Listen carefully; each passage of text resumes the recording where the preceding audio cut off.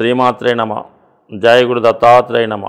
ఈ వీడియోలో మనం వృషభ రాశి వారికి మే 16 నుంచి 31వ తారీఖు మధ్యలో జరగబోయే పక్ష ఫలితాలు తెలుసుకుందాం. మరి వృషభ రాశి వారికి ఈ వారంలోనే జరిగినటువంటి అద్భుతమైనటువంటి మార్పు, ధనస్థానంలోకి గురుగ్రహ ప్రవేశం. 12 సంవత్సరాల తర్వాత తిరిగి మిథున రాశిలో ప్రవేశించినటువంటి గురుగ్రహం ఈ వృషభ రాశి వారికి ఆర్థిక పరంగా ఉన్నటువంటి అన్ని సమస్యలు పరిష్కరించడం జరుగుతూ ఉంటుంది. ముఖ్యంగా కుటుంబంలో వ్యక్తిగతంగా మీకు కానీ మీ కుటుంబంలో ఎవరికైనా వివాహం జరగవలసి ఉంటే వారికి వివాహం జరుగుతుంది. ముఖ్యంగా గురువు ఏ స్థానంలో ఉంటే ఆ స్థానం యొక్క ఫలితాలు పెంచడం జరుగుతూ ఉంటుంది. దీనివల్ల ఏంటంటే ముఖ్యంగా మీ యొక్క కుటుంబ సభ్యుల సంఖ్య పెరుగుతుంది. అంటే వివాహం ద్వారా కానీ మీ కుటుంబంలో ఎవరికైనా సంతానం కలగడం వల్ల ఈ సమయంలో సంతానం సంఖ్య పెరుగుతుంది.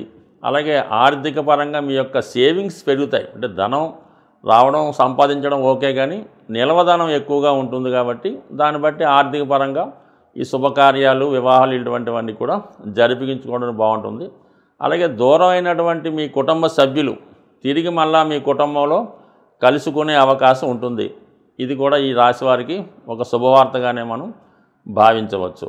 ఇక 11వ స్థానంలో ప్రస్తుతం 6 గ్రహాలతో ప్రారంభమై ప్రస్తుతానికి 3 గ్రహాలు ఇంకా 18వ తారీఖు వరకు ఉండడం జరుగుతూ ఉంటుంది.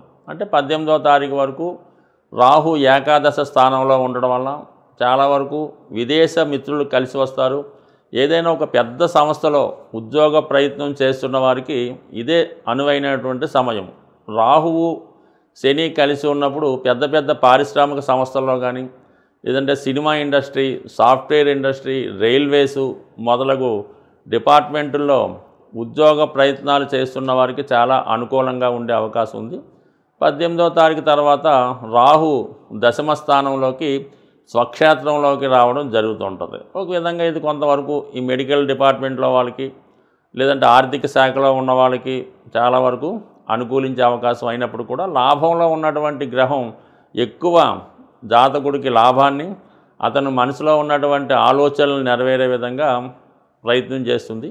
దశమం అన్నది మన విధి వ్రాతను బట్టి, మన కర్మను బట్టి, గతంలో మనం చేసుకున్నటువంటి ఫలితాన్ని బట్టి ఆధారపడి ఉంటుంది. కాబట్టి ఏదైనా ప్రయత్నం అనేది తొందరగా చేసుకుంటే ఫలితం కూడా మీకు తొందరగా వచ్చే అవకాశం ఉంది. ఇక శని శుక్రులు 11వ స్థానంలో ఇంచుమించుగా ఈ రాబోయే 15 రోజులు ఉండడం వల్ల ఈ రాశిలో ఉన్నటువంటి స్త్రీలకి ఇది చాలా వరకు గొప్ప అవకాశం అన్నది రావడం జరుగుతూ ఉంటుంది. అంటే మీరు ఏదైనా ఈ సమయంలో కొత్తగా ఏదైనా బిజినెస్ స్టార్ట్ చేయాలన్నా, వ్యక్తిగతంగా మీరు ఏదైనా ఉద్యోగ ప్రయత్నం చేయాలన్నా, వివాహం కొరకు ఎదురు చూస్తున్నా ఈ సమయంలో ఈ రాశిలో ఉన్నటువంటి స్త్రీలకి చాలా వరకు కలిసి వచ్చే సమయం. అయితే ఇదే రాశిలో ఉన్నటువంటి మగవారికి వారి యొక్క భార్యకు కానీ, లేదంటే వాళ్ళ కుటుంబంలో కుమార్తెకో మదర్కో ఎవరికన్నా మరి మంచి పొజిషన్లోకి వెళ్ళడం జరుగుతూ ఉంటుంది. వాళ్ళకి రావాల్సిన ధనం రావడం కానీ, ఆర్థిక పరంగా ఎదగడం కానీ జరుగుతూ ఉంటుంది. ఇంకా వ్యక్తిగతంగా చెప్పాలంటే ఈ రాశి వారికి అధికారంలో ఉన్నటువంటి స్త్రీలు మీకు అన్ని విధాలా సహకరిస్తారు, మీ అభివృద్ధికి కారణం అవుతూ ఉంటారు. అయితే ఇది ఎక్కువగా సినిమా, టీవీ, మీడియా రంగంలో ఉన్న వాళ్ళకి బాగా కలిసి వచ్చే అంశం. ప్రస్తుతం రాశి అందే మరి ఉన్నటువంటి రవిగ్రహ సంచారం ఈ జాతకులకి ఒక విధమైనటువంటి కాన్ఫిడెన్స్ని ఇస్తుంది.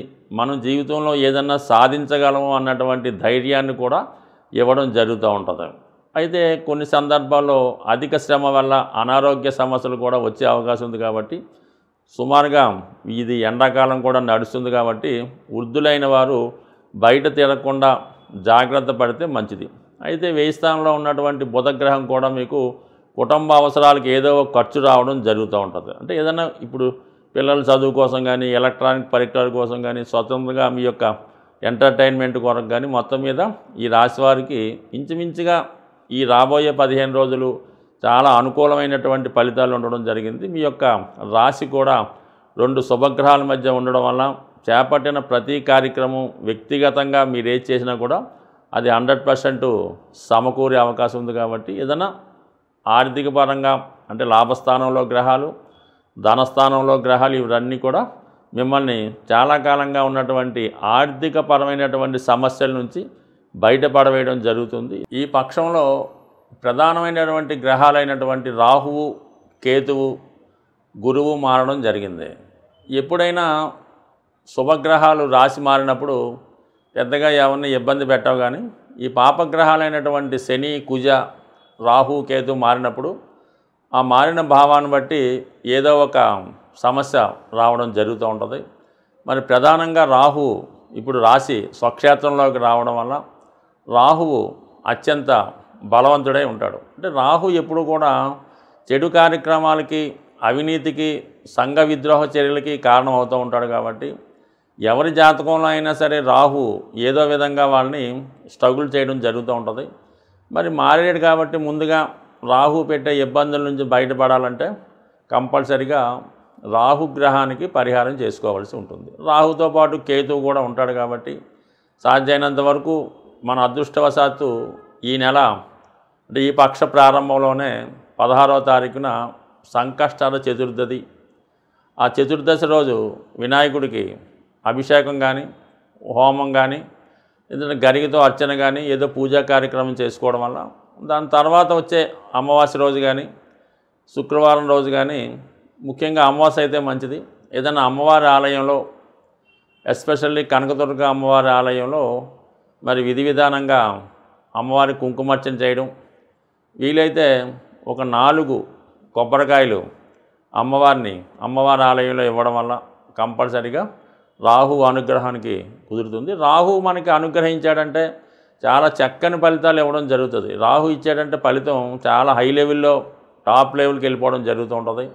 అదే రాహు తలుచుకుంటే జాతకుడిని వ్యసనపరుడుగా, అపకీర్తి పాలు చేసి ఎందుకు పనికిరాని వాడుగా కూడా చేసే విద్య రాహు దగ్గర మాత్రమే ఉంటుంది. గత జన్మలో మనం చేసుకున్నటువంటి పాపపుణ్య కర్మల్ని ఈ జన్మలో అనుభవించే విధంగా ఈ రాహుకేతువులు కార్మిక్ కంట్రోల్ ప్లాంట్స్గా ఉంటాయి.